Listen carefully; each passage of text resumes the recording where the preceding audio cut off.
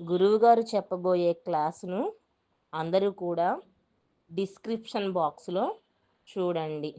జయ శ్రీరంగనాయక. జయతు సంస్కృతం, జయతు భారతం. ఈ రామాయణంలో మనం చెప్పుకున్న శ్లోకంలో జ్ఞాతులు అంటే ఏమిటో చెబుతున్నాడు. ఎలాంటి ఉంటాడో జ్ఞాతుల గురించి వర్ణన చేస్తున్నాడు. ఎంత భయంకరంగా ఉంటారో జ్ఞాతులు అని చెబుతున్నాడు ఆయన.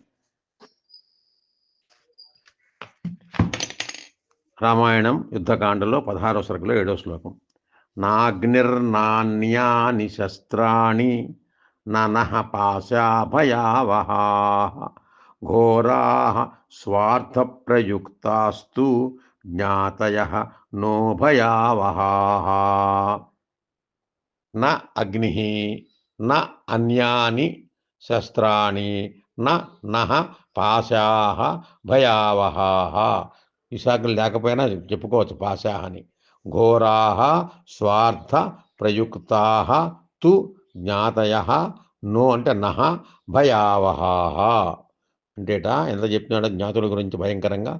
అగ్ని కానీ అగ్ని కానీ అన్యాని శస్త్రాన్ని వివిధములైన అస్త్రములు కానీ పాశములు కానీ తాళ్ళు లాంటివి కానీ న భయావహాః మనకు భయాన్ని కలిగించవు. ఏది కలిగిస్తాయ్యా? స్వార్థ ప్రయుక్తాః జ్ఞాతయః. స్వార్థంతో ఉండేటువంటి జ్ఞాతులు మాత్రము ఘోరమైన వాళ్ళు మనకి భయాన్ని కలిగిస్తారు అంటున్నాడు రావణాసురుడు. జ్ఞాతులు స్వార్థంతో ఉన్నటువంటి జ్ఞాతులు భయంకరంగా ఉండి మనకి భయాన్ని కలిగిస్తారు, ఘోరమైన భయాన్ని కలిగిస్తారు. కానీ అగ్ని వల్ల మనకు భయం లేదుట. అగ్ని కాలుస్తుంది, ఎంత ఉంటే మళ్ళీ దాన్ని ఆర్పేసుకోవచ్చుట.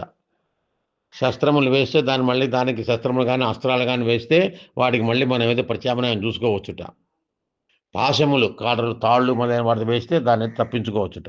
కానీ జ్ఞాతుల వలన మనం ఘోరమైన స్వార్థ ఆలోచనతో ఉన్నటువంటి జ్ఞాతుల వలన మనం తప్పించుకోలేము అంటాడు రావణాసురుడు విభీషణుడి గురించి.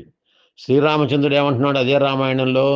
జ్ఞాతులు చాలా గొప్పవాళ్ళు, భరతుడు గొప్పవాడు, ఆంజనేయ శ్రీరాముడు మన శత్రుఘ్నుడు గొప్పవాడు, లక్ష్మణుడు గొప్పవాడు. వీళ్ళ ముగ్గురికి లేకుండా నాకేం అక్కర్లేదు, మీరే లేకపోతే నాకెందుకు? లక్ష్మణుడు మూర్చిపోయిన తర్వాత రాముడి బాధపడతాడు. నువ్వు పోయిన తర్వాత నాకెందుకు ఈ లోకమంతా అంటాడు ఆయన. నాకెందుకు దండగ అంటాడు. నువ్వే లేకపోతే నాకెందుకు ఇవన్నీ అంటాడు.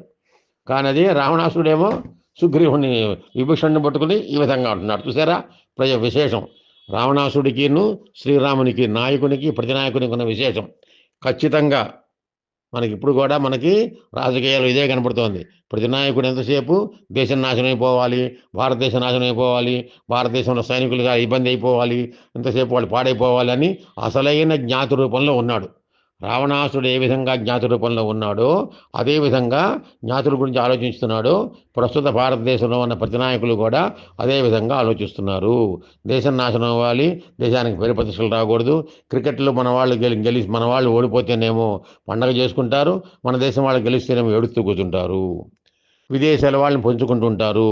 పాలస్తీనా పట్టుకొచ్చి వాటి మన వాళ్ళు తగిలించుకుంటుంటారు ఇక్కడ బ్యానర్లన్నీను. కానీ వందే మాత్రం కూడా దాన్ని చర్చ చేయకూడదుట. వందే మాతరం గురించి ఆలోచించకూడదుట. అందులో అర్థమే ఉందండి. మాతరం వందే, తల్లికి నమస్కరిస్తున్నాను. దాని చర్చ ఇప్పుడు ఎందుకు అంటున్నారు. మెడలో మటుకు బ్యాగుల మటుకు పాలస్తీనా బ్యాగులు. నీకు అవసరం ఉండొచ్చింది పాలస్తీనా సంగతి ఇక్కడ మనకి. నువ్వు భారతదేశంలో ఉంటూ పాకిస్తాన్ సపోర్ట్ చేయటం, భారతదేశంలో ఉంటూ ఇక్కడ ఉండి వాళ్ళని అంటుంటాం. అది ఎంతసేపు మన దేశం యొక్క గొప్పతనాన్ని పెరుగుతుంటే మొన్న అదేంటి ఆపరేషన్ సింధూర్లో అదేం జరగలేదు, వాళ్ళే మన వాళ్ళని చంపేశారు అని వాళ్ళు చేశారని చెప్పి ఇలా ప్రచారం చేయటం. ఇది దేశానికి హాని కలిగించే సనాతన ధర్మానికి, మేము సనాతన ధర్మానికి విరోధులం, మేము శక్తికి విరోధులం, భారతదేశంలో శక్తి ఆరాధన ఉంది, శక్తిని మేము విరోధనం అని స్పష్టంగా వాళ్ళు చెబుతుంటారు. వాళ్ళు జ్ఞాతులు అంటే ఇక్కడ మనకి రాజకీయాలు జ్ఞాతులు అంటే ఎవరు? వేరే పార్టీల వాళ్ళు. వేరే పార్టీల వాళ్ళు ఎలా ఉన్నారు? ఎగస్ పార్టీ వాళ్ళ ప్రతిపక్షం వాళ్ళందరూ కూడా రావణాసుడు చెప్పినటువంటి జ్ఞాతి లక్షణాలతో కూడుకున్న వాళ్ళు. శ్రీరాముడు ఎలా ఉన్నాడు అంటే నాయకుడు ఎలా ఉన్నాడు? శ్రీరాముడు నాయకుడు. శ్రీరాముడు నాయకుడు ఎలా ఉన్నాడు? దేశం బాగుండాలి, సమాజం బాగుండాలి, మనం సుఖంగా ఉండాలి, మన వాళ్ళ పేరు ప్రఖ్యాతులు రావాలి, భారతదేశంలో మన గొప్పతనం రావాలి, తర్వాత మనకి సనాతన ధర్మం పెరగాలి అనే ఆలోచనతో ఉన్నటువంటి దేశము ధర్మము ఆలోచనతో ఉన్నవాడు శ్రీరామచంద్రుడిలాగా ఉన్నాడు. అందరినీ కూడా కలుపుకుపోతూ ఈ ప్రతిపక్ష వాళ్ళు ఏం మాట్లాడినా అందరూ సోదరులమే, వాళ్ళకి నా మీద కోపం లేదు అని వాళ్ళ మీద ఆయన కోపం పెట్టుకోకుండా ఇన్ని రకాలు మాట్లాడినా ఇన్ని రకాలు తిట్టినా ఆయన ఏం పట్టించుకోకుండా చేస్తున్నాడు. ఇది రాముడికి రామాయణం చూసుకుంటే మనకి ఏం తెలుస్తుంది? రామాయణంలో ప్రతిపక్ష నాయకుడు ఎలా ఉన్నాడు, ప్రతినాయకుడు ఎలా ఉన్నాడు, మన భారతదేశంలో ప్రతి నాయకులు అలాగే ఉన్నారు.